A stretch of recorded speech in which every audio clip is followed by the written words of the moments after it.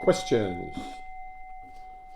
Um, on the topic of dreaming, we were just talking about the phenomenal. How do you say it? Phenomenology of dreaming, yeah. Phenomenology. Just the fact Phenomenology. that they exist, that the Mm, brain can imagine, fantasize, and create, or these days people say hallucinate, an entire reality with objects and space and time and people and sound and solidity and all that stuff. I mean, that's pretty extraordinary that the brain can do that, no? mm, Phenomenology, studying the phenomena of dreaming. mm. Um, and so on the topic of emotions and dreams, Okay. your your body has emotions maybe left over from the day or that you've been processing. Would that be accurate to say? Well, there's a daily residue, and that's been described for a long time. And daily residue is those features of the dream that you can identify or can be identified in what happened in the day, during the day before you went to sleep. Hmm. Uh, but I have a feeling But then that's there's not also like there's co- long term emotional like correct. under There's right? even moods, right? Mm. Moods and temperament. All of these things are interesting phenomena. Hmm. I think those are always kind of present, right? Underlying, Are they? like maybe not all of them, but there's like I can notice like if you're feeling depressed over time, there's always even if you're when you're doing things, there's kind of an underlying sense of unease or something. I once And or, studied the dreams of the blind oh yeah. as a young med student. And that fascinated me because if you're born congenitally blind, you've never seen anything, right? Hmm. And what I learned was really heartbreaking in a way. But what do you think the blind, congenitally blind from birth, what do you think they dream, psychoanalytically speaking? No images, just sounds and feelings. They dream they can see. Really? Yeah.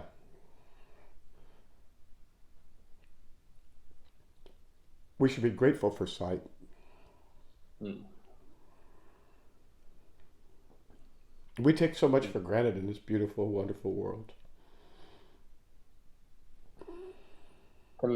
Can people who are blind like that, can they imagine things in their Not visually in not their mind? visually, no, no. But I mean, they they can can read imagine visually. things, but they're not going to be visual, as far as I know. But I then wasn't maybe able to go too deep. I was only able to talk to a bunch of psychoanalysts about their blind patients, hmm, and that's very different than people who are blinded after birth, right? Because they do have right, memories, things like that. right. So there's an element of wish fulfillment in dreams. I don't think there's any question about that. Oftentimes, Mm. right? Yeah. And dreams come to help. That's a very important maxim of Carl Jung, right? Dreams come to help. And so, as an individual, it's important to explore your dream life as well as explore your waking life. A lot of people don't explore their waking life, they just explore their dream life, or vice versa. It's important to do both. And nobody can tell you about emotions in dreams, or moods in dreams, or your temperament in dreams, compared to what you can learn yourself by just looking yourself. And that's part of the, the, the crux of this enterprise is that people need to become their own you keep using the word scientist, but their own explorer. They need to like discover their own minds, discover their own, what it does, etc. Mhm. Their mind, and then other people they could study the brain too, and other people could study the physics and the brain, and other people could study the the you know AI is getting very very sophisticated, and we're learning a lot from it, right? Mhm. But to be able to know, you got to know consciousness to know why a machine won't be conscious by itself. Okay, so what was your question though? Going back to that, Um, So, on the topic of emotions and dreams, it seems that like sometimes you have, I don't even know how to phrase this, but like your things to process. Can you make that into a question? Um, Question.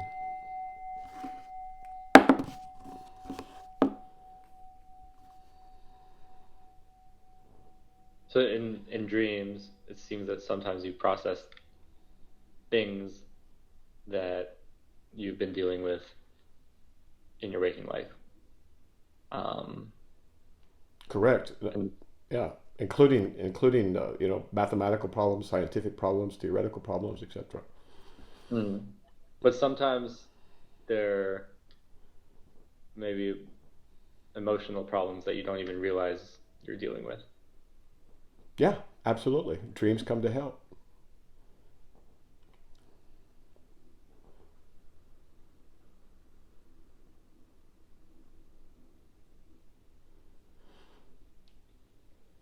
The main thing is to accept what is, right? Don't go to war with your mind.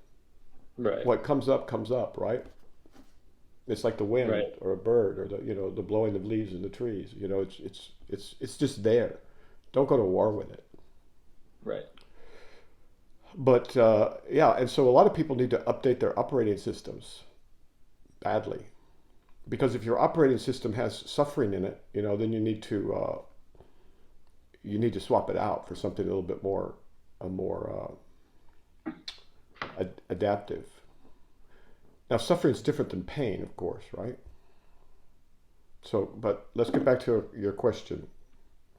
Question. Um, okay, and so when I have a dream, my understanding on like trying to understand it is just kind of like recollecting it and watching what comes up and what associations I have with everything and what feelings and um, is there more to do than that, Oh or is yeah, that much more. so? What more can I do? Well, one of the things you can look for the thing. See, you only remember part of your dream, right? Just like when you Hmm. look at the world, it's kind of a Bayesian inference type thing. You look at the world and you try to minimize the uncertainty, right? Hmm. Or increase the probability or whatever. This is Friston's free energy principle, right? So in your dreams, I would think, I know there's things that you don't remember, right? That's a common occurrence, and then you remember it later. Is there a bat in your room, or is there a bat? I keep hearing a noise. I don't know where it's coming from. Okay, so watch your brain. Your brain is going to go through an inventory and try and determine what that noise is. And it's Hmm. going to only go through your past experience, right? Hmm. And it's going to see what matches most closely, like Bayesian inference, right? And Hmm. then if you get a close match, you're going to identify it, right? But you could be totally wrong. Right. God bless you. Correct. Thank you. God bless you again. God bless everybody, one and all. Question. Was there is there anything more to say about that on what else?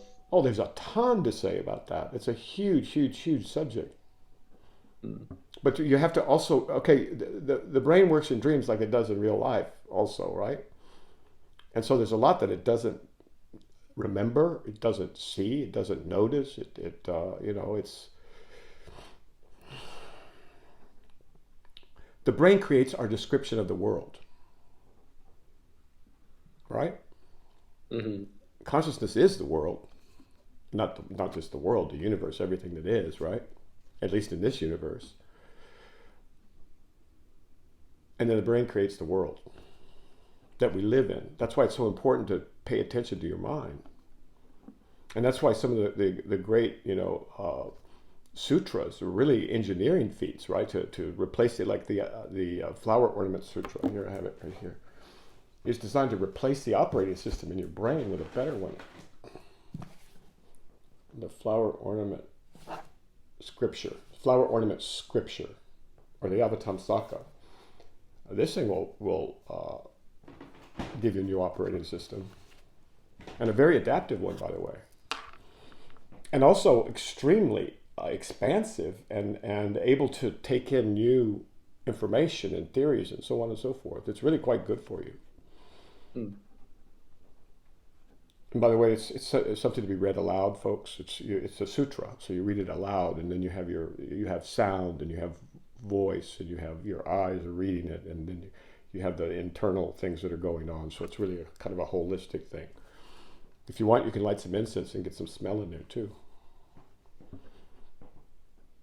That's not necessary. Okay. Question. I've been reading A Separate Reality by Carlos Castaneda, or listening to the audiobook. Okay, that's the second book in the series, right? Mm-hmm. That's the earliest anybody should start with, right? Because the first one's just a drug-a-log, basically, and he's totally confused. And in the second one, it's a little bit iffy because there's sorcery involved, and there's a big distinction between seeing and sorcery, and Don Juan makes this distinction repeatedly, right? But go ahead, what's your question? So last night I was listening to it, and I got to the part where they're talking about allies. Allies, yeah. And Don Juan says that the allies can look like people, but they're not real people. And he talks about seeing them in a crowd and seeing a crowd of people, and there's one that stands out that they're not a real person. They're an ally.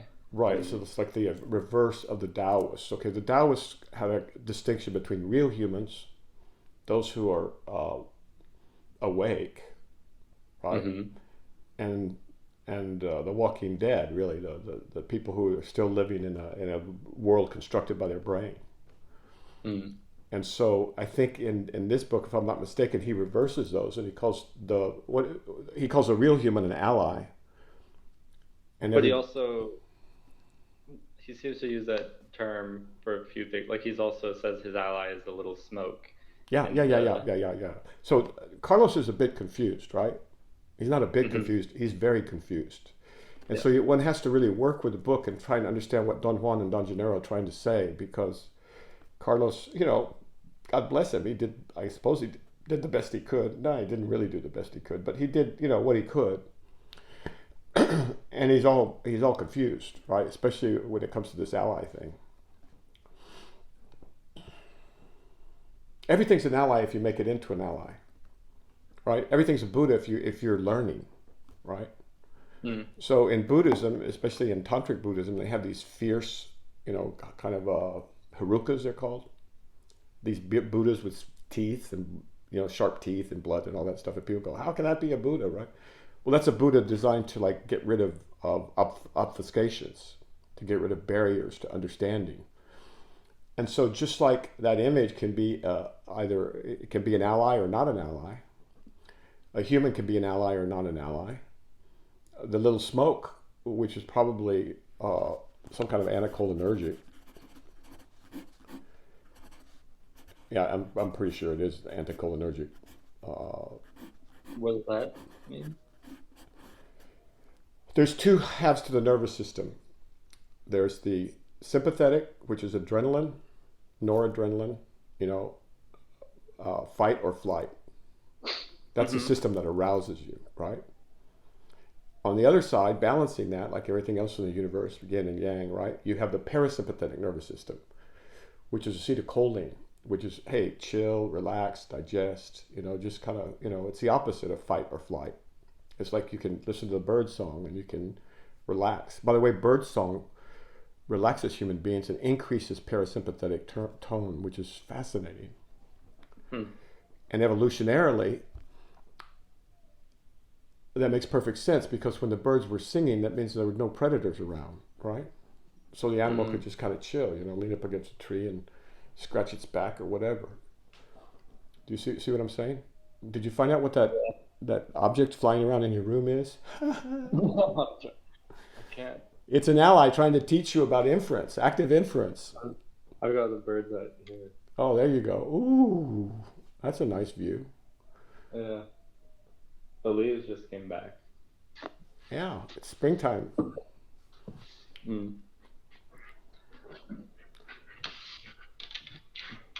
So did your brain ever figure out what that stimulus was floating around in your brain? No, it's It driving didn't. me No, it's crazy. just so that's an ally trying to teach you something about your brain. It's struggling right now to reduce uncertainty Yeah. and to increase probability that you've identified it correctly. Hmm. Right? So the beautiful scientific descriptions of the brain and how it works, have been informed by as computation has also informed science back and forth, right? Neuroscience. We've got this Hmm. extraordinary organ, and not just the organ, and maybe all the tissues do this, right? We've got a very powerful theory at the beginning of the 21st century Hmm. for neuroscience and for biology. It's very exciting. But it's all just a description of the world, right? It's just a description. It must be a description. Right. I think I lost your question. Question? Well, I mean, I think we covered it. It was on the allies. I'm sorry? It was on the allies, which so I Oh, think. okay. Yeah, yeah. The allies, this is where the flower ornament comes in, right? I mean, you learn to understand the world as a place that we learn, a place that consciousness evolves. The purpose of human life is to learn, right? That's what we're built for. All of this, all of this stuff right here. Learning, learning, learning. Mm. But it all goes throughout the whole brain, into the midbrain. We learn emotionally also. I don't know how much down there the brainstem learns, but it's a really extraordinary creative device and interpretive device.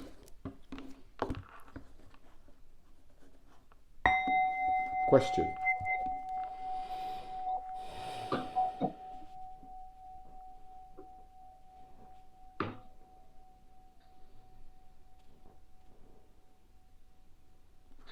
Okay, here's another one on the Castaneda books. So there's the concept. Don Juan tells Carlos this concept of seeing, which is not the normal seeing. It's seeing kind of the inner essence of things. It's more than that. It's awakened seeing. Awakens. It's awakening, right? It's the Taoist, assimilation to the way. It's the Buddhist, satori. It's the Hindu, enlightenment with a small e, I suppose. I'm not sure about that. It's the Zen nirvana. It's there's all these different words for the same thing, but without that, you don't know consciousness. That's the thing. But as a species, we're getting closer and closer to having to do that, and we're doing it, I think. So are you saying that when Don Juan sees, he goes into Satori and Yeah, sees? yeah, that's exactly what it is. And so when he goes to, He doesn't go he into says, it. He lives there. mm. But does he do certain things to get into that? Is it a state? No, I mean it's not What a about state of the the? brain. It's beyond cognition, beyond thought, beyond. Now you could still, operate in the world, obviously, right? And things still exist in a way, Mm-hmm. but they're empty, as the Buddhists would say. They're empty.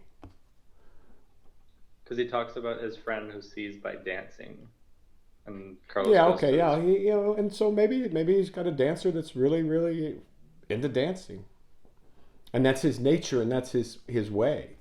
Who Mm, knows? All rivers flow to the sea, but there is a sea, right? mm, It's important to get there before you die, I think. But that's not just me. So this is beyond the mind and beyond cognition and concepts and ideas and all language and all this other stuff. That's why it's indescribable. mm. But it's also a human universal, and I think that's important to acknowledge.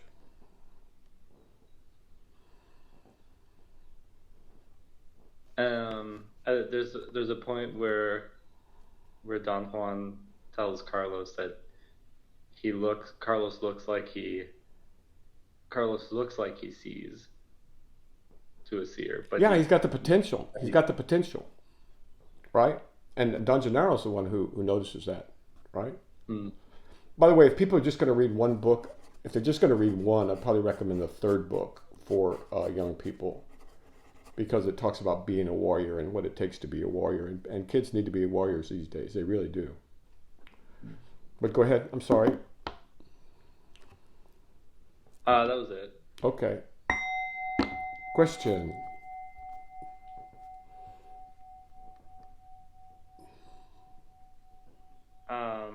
In the Secret of the Golden Flower, the Taoist book, Yeah. there's a passage. Let me see if I've got that. Oh. Oh yeah, I do, right here. This is a great introductory meditation book. It's Bring it from down the a bit. 17th century by a Taoist master, Louis Ming. It's short, and I think you only need about the first half. Important to read the notes in the back, but this is a good foundational meditation book, and it was used for waking people up, so you can wake up with this thing too. It's a good all around. I sound like a book salesman. I'm not selling books. I'm just recommending them. All right, but go ahead. All right. So, what was the question about that beautiful book? There's a passage where it mentions there's form, formlessness, and openness. That's an interesting formulation. So, give me an example of each of those things. So my understanding, form is, like I see you, your face, the computer. Okay, got it. Objects in space. Yeah. And time. But also like words, and the forms can be audible but perceptual form, right? I can sense the table has a form. Mm-hmm. Formless, my understanding is like the emotional states or feelings. That's interesting. Like desire. Like what? Like desire. Mm-hmm. Okay. Keep going. But then that could also have a certain form. So I don't know. It could, yeah. You got to sort that out. And then openness. Do you have a place in the book where he mentions that in particular? I can find it. I haven't read this in quite a while.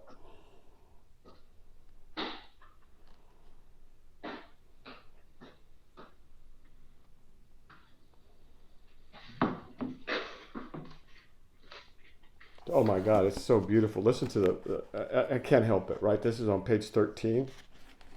Mm-hmm. I just opened it here, but whoa. From the point of view of the universe, people are like mayflies. But from the point of view of the way, even the universe is an evanescent reflection.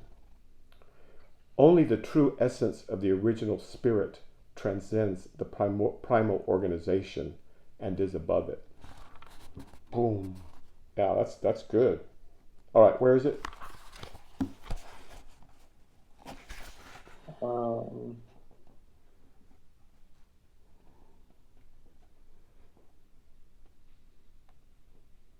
By the way, in addition to thought, to emotions, you should consider certain thought memes. Like the man in the moon, for example.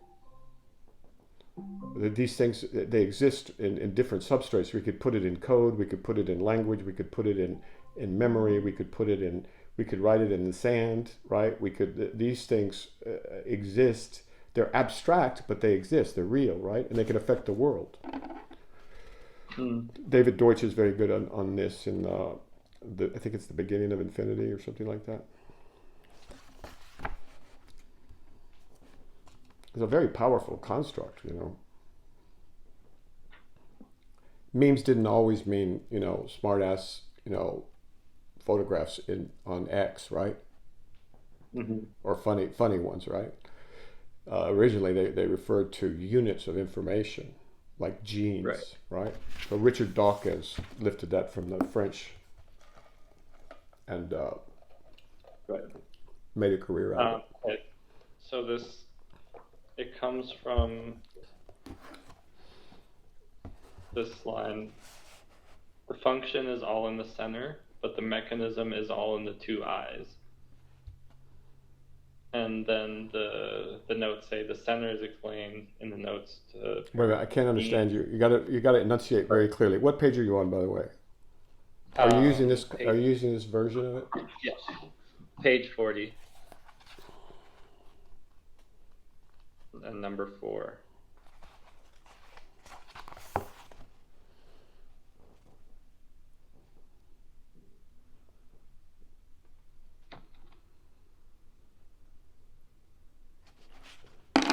Okay, I'm going to read it so it's clear. Apologies for my sound. The function is all in the center, but the mechanism is all in the two eyes. The two eyes are the handle of the stars, which manages creation and operates yin and yang. And then the next passage is basically alchemy, right? So that's something else. And then this is for middling and lesser people cultivating the lower passes in order to penetrate the upper pass. Now, as the way gradually becomes clear and the mastery of the device matures, heaven does not begrudge the way, but directly divulges the unsurpassed doctrine. Keep it confidential and work it out. Work it out and keep it confidential. I mean, in other words, don't go spewing it everywhere, because you got to marshal your energy. But okay, so what's the question? What does this have to do with openness? So in the notes for the passage where it says the function is all in the center, but the mechanism is all in the two eyes, the notes say the center is explained in the notes to paragraph 15 of section 3. What page are you on? 108. Okay, you're into some very difficult alchemical and very esoteric alchemical metaphors here. They aren't necessarily to understand the meditation.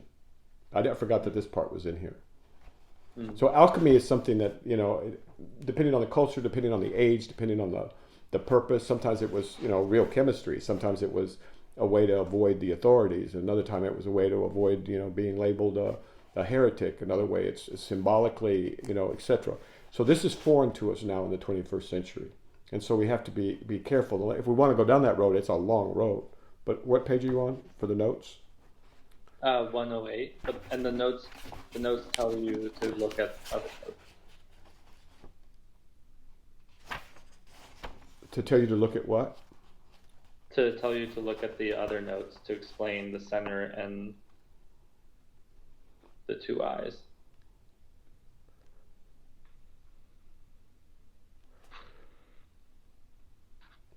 All right, so what happens when you go to the notes of paragraph 4, section 3?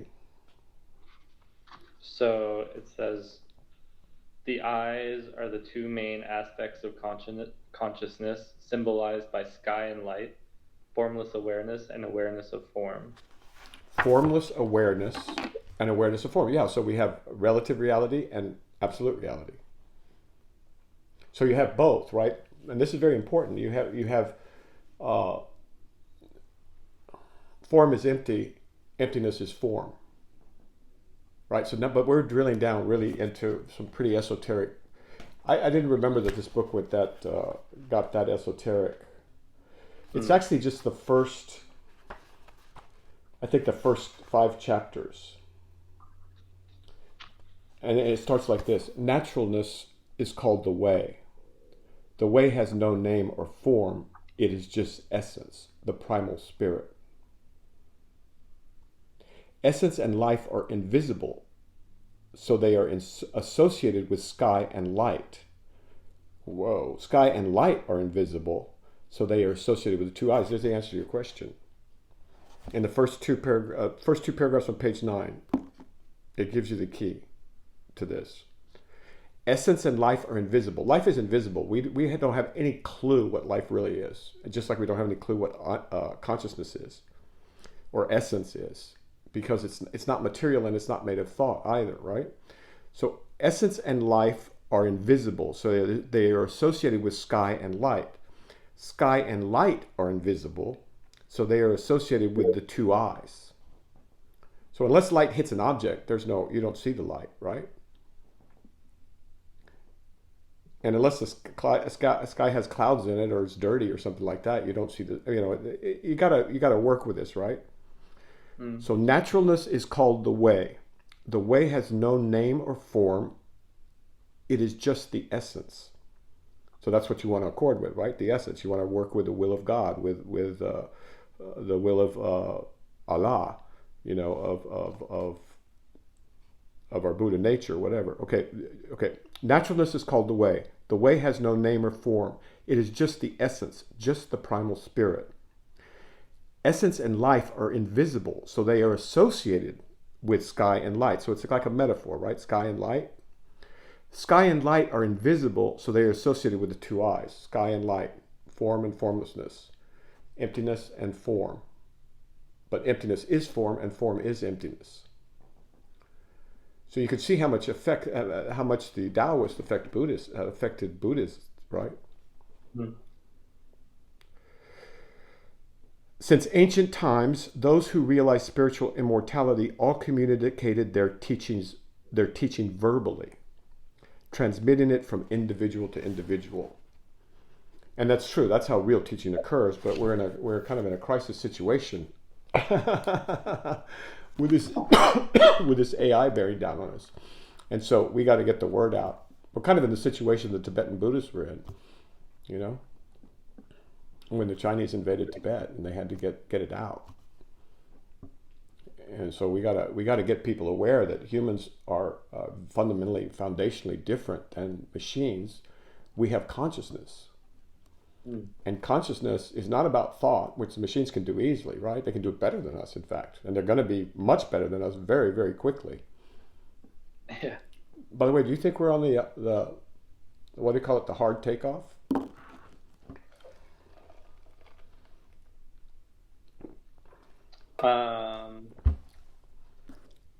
We are at an acceleration point, definitely. Is the acceleration accelerating?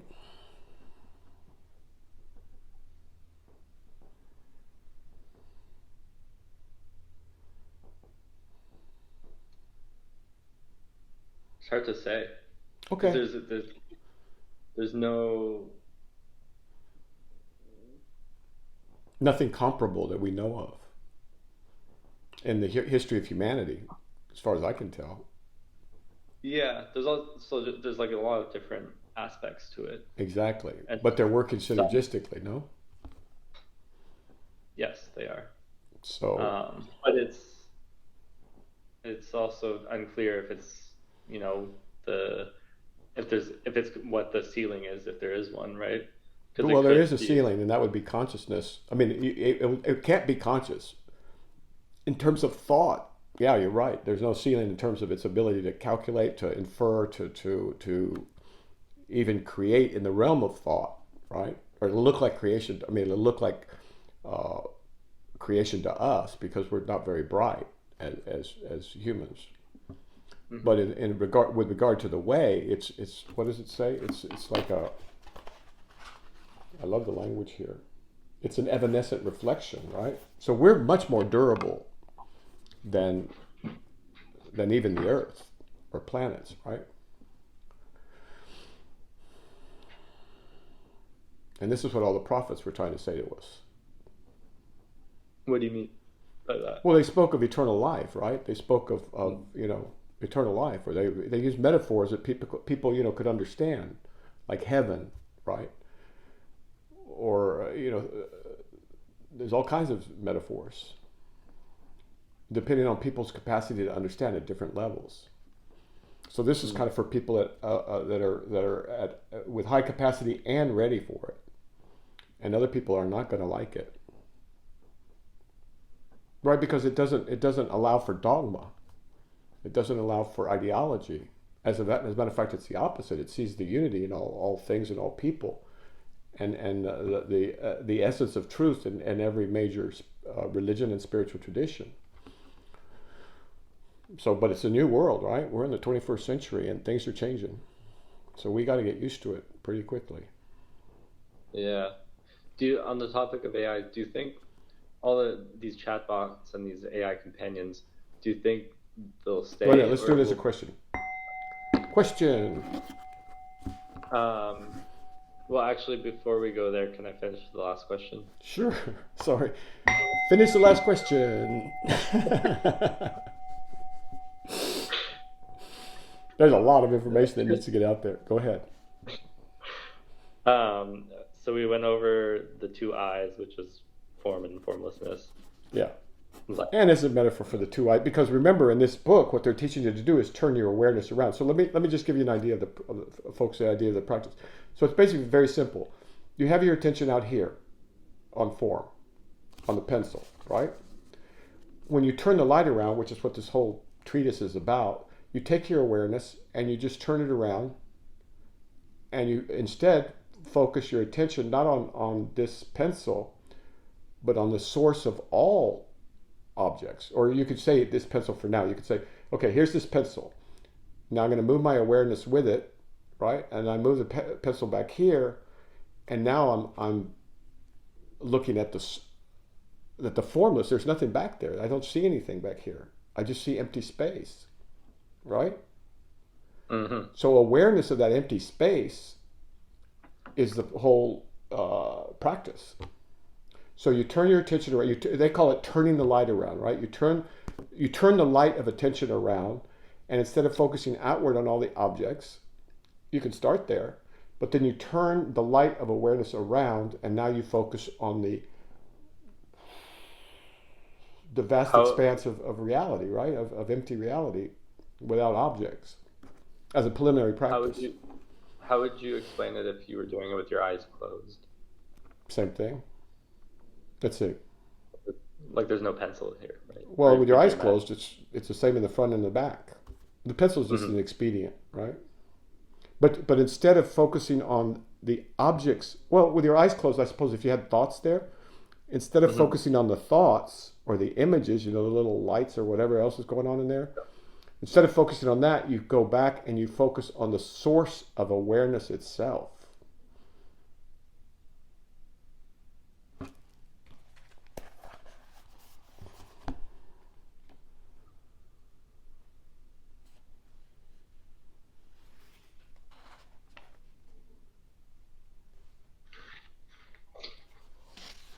It's really quite beautiful and simple, and it really should.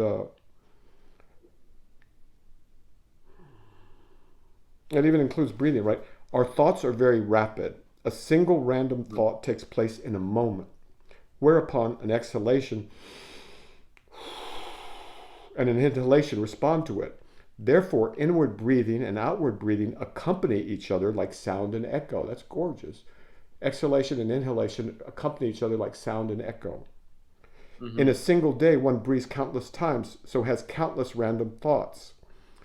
When the luminosity of spirit has leaked out completely, one is like a withered tree or dead ashes. So you've leaked all your energy out. So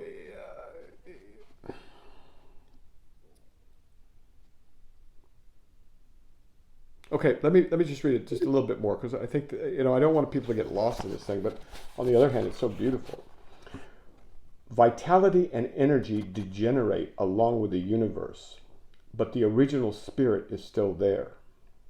This is the infinite. The production of the universe all derives from this. If learners can just preserve the original spirit, they live transcendentally outside of yin and yang.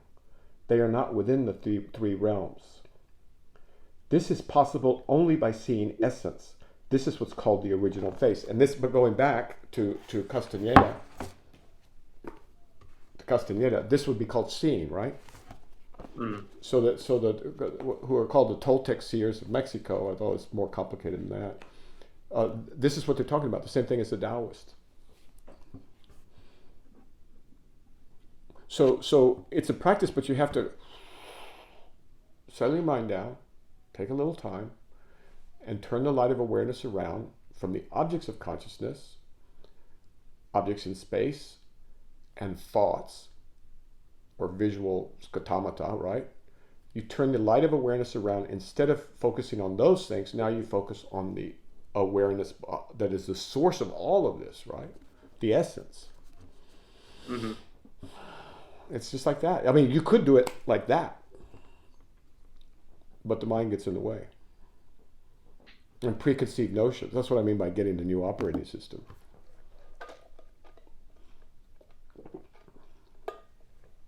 Does that help? I don't want to confuse people, but it's a very simple and beautiful practice. And in the 17th century, it was used as a. Who did they use it with? With what, it was Zen folks, or who did they use that with? Do you recall? I don't know. Yeah, it's a lay. The Secret of the Golden Flower is a lay manual of Buddhist and Taoist methods for clarifying the mind. A distillation of the inner psychoactive elements in ancient spiritual classics, it describes a natural way to mental freedom practiced in China for many centuries. The golden flower symbolizes the quintessence of the paths of Buddhism and Taoism. Gold stands for light, the light of the mind itself, and the flower represents the blossoming or opening up of the light of mind. Thus the expression is emblematic of the basic awakening of the real self and the hidden potential. It's really very simple, but you got to be open to it, right? As most things are. I just wanted to go over the notes on the center. So for all Buddhists, if you're a Buddhist, you should have read this, and if you're a Taoist and you're serious about it, you may want to pick this up if you want helping people or something. I'm sorry, go ahead. Question? The notes on the meaning of the center. Does the meaning of the center in the context of complete reality Taoism is more accurately defined by Liu Yiming in my I Ching mandalas. The spirit of openness is the center. The mysterious female is essence and life. The immortality of the spirit of openness is the center containing essence and life. Setting up the foundation on the mysterious female is essence and life constituting the center. Those who keep to the center are sages. Those who lose the center are ordinary mortals. Okay, so in the Toltec or the ancient Mexican seers one, that would be exactly what you're referring to when you're talking about allies versus normal people. Mm-hmm. Or in Taoism, that would be the real people are the people that see, right? That are awake, and other people are just they're not real. They're not real humans. I think they call them real humans, something like that. Complete humans or something like that. The ones that see. So, what page are you on? 92. That's some really that's some really intense stuff, right? Mm. So, I think it's going into that right now, although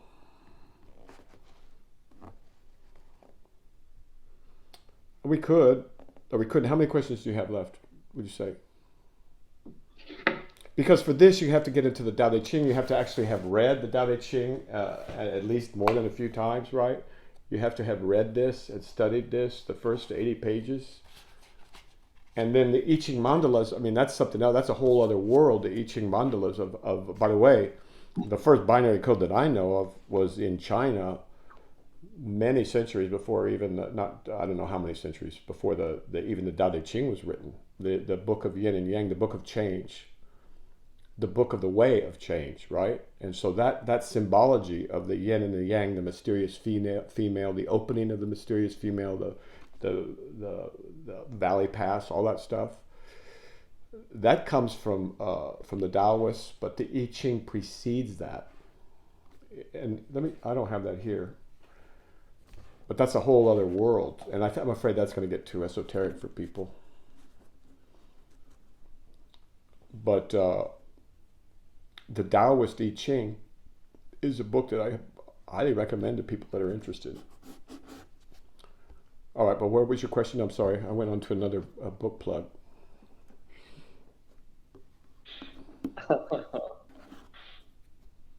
It had to do with the passage in there, right? It's that's a very you really have to have a background. But I guess just in general, DM me, and I can help more with that. Okay, but in general, at a high level, the idea of form, formlessness, and then the center. Yeah, the center. So form and formlessness all come from the center, right? I see. It's the essence. So going back to, I don't know if I can find it again, but okay, let's see. From the point of view of the universe, okay, this is from the point of view of the universe. From the point of view of the universe, people are like mayflies, right? We live, we die, we just come and Yeah. go. But from the point of view of the way, capital W, right? Even the universe is an evanescent reflection, right? Only the Mm. only the true essence of the original spirit transcends the primal organization and is above it, right? So again, this is Taoist. This is you gotta know this book before you can penetrate the details of the secret of the golden flower. But this one is just a meditative practice. You don't have to get into all the Taoism, esoteric Taoism, or the I Ching, or the alchemy and things like that. You can just do the meditative practice, and that's what I recommend. It's just a simple practice of turning the light around. But most people won't be able to penetrate it unless they've read at least the Tao Te Ching. I mean, good God, please. Right. That's So not in that that much case, to ask. when you read the book, is it, do you just gloss over the parts that are more esoteric? Well, you let them penetrate your mind, right? You go, oh, this is something I don't know about, but at least I'm getting some familiarity with it. At least I've heard the words before, and then later in your work, when you get to the I Ching, for example, or you get to your next readings of the Tao Te Ching, right? Then everything starts to fall into place, and then you're able to just drop it into place. And this is part of the role that for teachers and coaches, is to like help organize all this information. And what we have to do is make sure this information is not lost, right?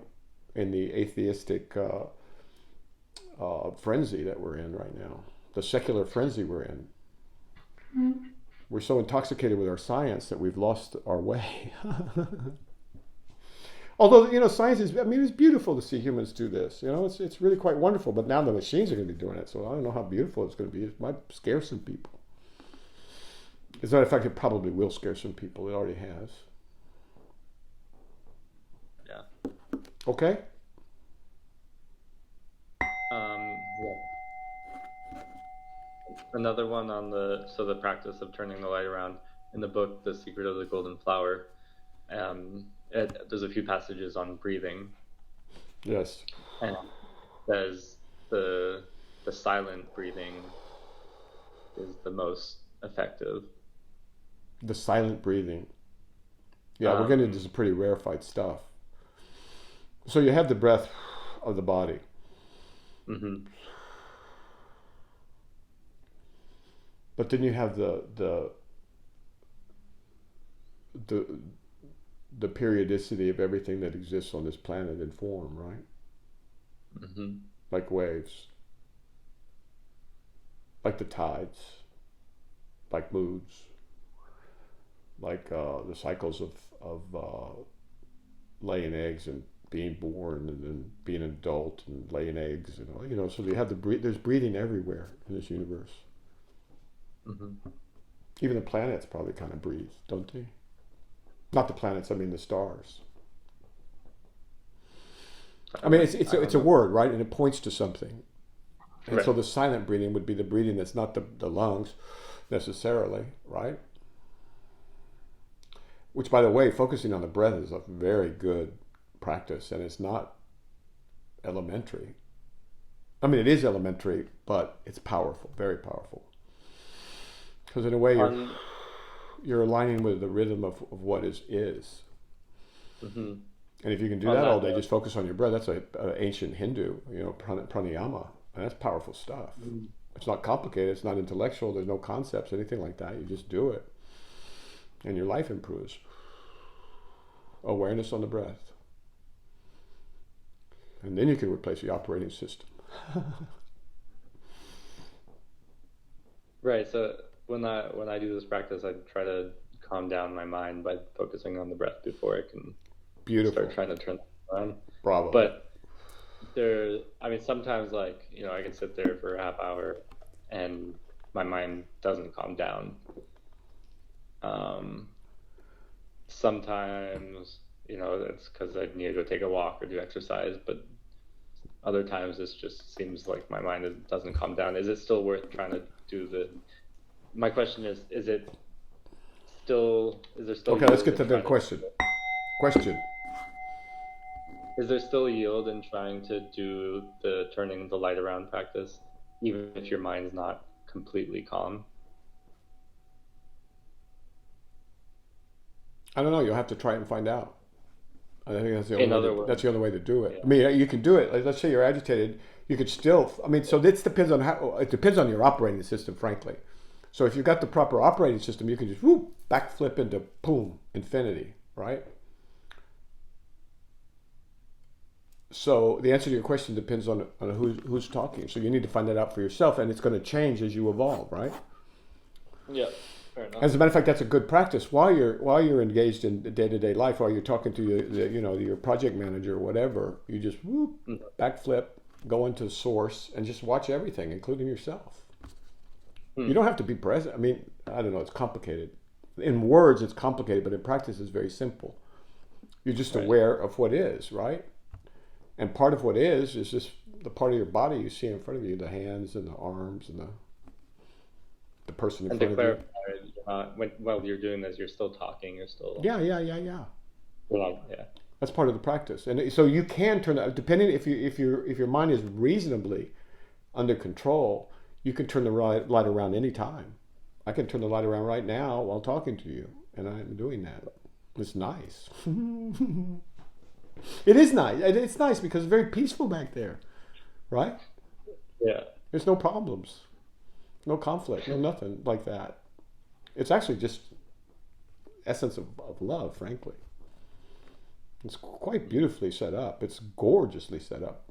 As is this whole universe, but it's set up, as far as I can tell, at least for some folks, to learn, right? To learn who they are, what they are, to die before they die,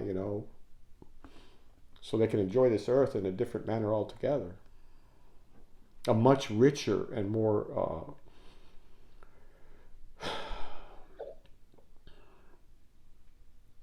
I don't know, I don't want to preach, but I highly recommend it, you know.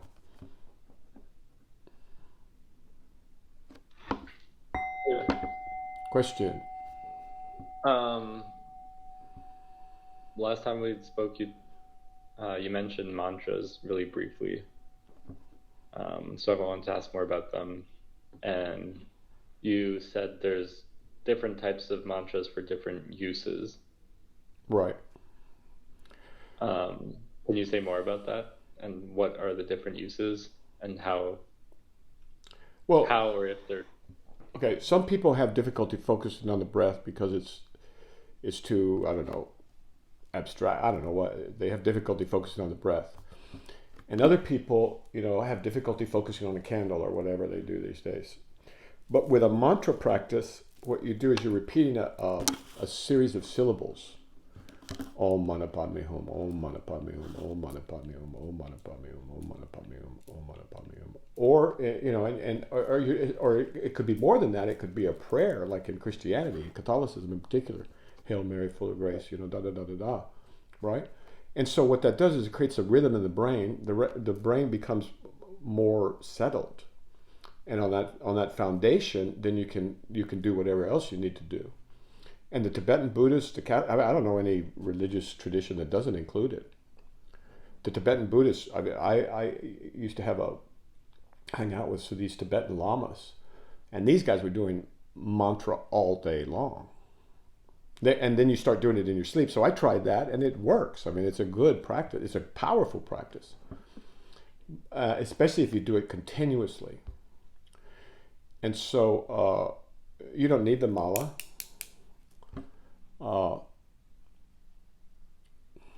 But if you're going to, so in what is it called? It's been so long, I get the words mixed up. The preparatory practice is the nundro, right? Is that what it's called, the nundro? The nundro. Yeah, you do 100,000 repetitions of a particular mantra, And some of them are pretty long, right? But some of them are really short. Right. And so what that does is it calms your mind, and now you can see straight, right? Because your mind isn't jumping around all over the place. Right. So focusing on the breathing, focusing on a mantra, focusing on some people recommend focusing on an object. That never really helps with me. There's another one where you in Tibetan Buddhism where you create a mandala out of barley seed, and then you're just doing this. You're doing it over. You're doing this very calming motion repetitively. You do 100,000 of them, right? And so that also settles the mind. Right. But And so there's all these different practices that we have from our heritage that essentially do the same thing. Settle the mind down so now you can think and see clearly. But are there different effects based on? Oh what yeah, the yeah, mantra yeah. is? Some of them are more energetic, like Tare Tuture Ture Soha, right? That's a Tara mantra. It's more energetic. You can hear how it's more energetic. Tare Tuture Ture Soha, Tare Tuture Ture Soha. Some of them are more, I don't know what the word for it, like gate, paragate, parasum gate, bodhi soha, gate, paragate. See, that's more like planted. And then there's Om Mani Padme Hum and all the others. There's a bunch of them. Yeah. Secret mantras, I don't know if that's such a good idea. Unless you're going to commercialize it. But so yeah, all these beautiful practices. This is our heritage, right? Our global heritage. So on the ones you just said, it sounds like there's like different energy levels. Yeah. Wow. So the Tara mantra. I mean, I'm not Tibetan, so you should ask a Tibetan about this. But in the Tara mantra, Right. I mean, I used it. It's very energizing, right? And then Why would you do one over the other? Like what would be the reason to well, if you want use to a calm more yourself energetic? down or you want to energize yourself, right? Good I question. Yeah, so you use see. different mantras depending on what you want to do to your energy. If you want to elevate it, you use Tare Tuture Ture Soha, right? Tare Tuture Ture Soha. If you want to settle it down, gate, paragate, parasum gate, things like that. So yeah, Yeah. you take control of your mind rather than your mind just running around like crazy. Yeah. Okay, That sir. makes sense. Yep. Any other questions before we stop? That was all of them. Take good care. Thanks. You too.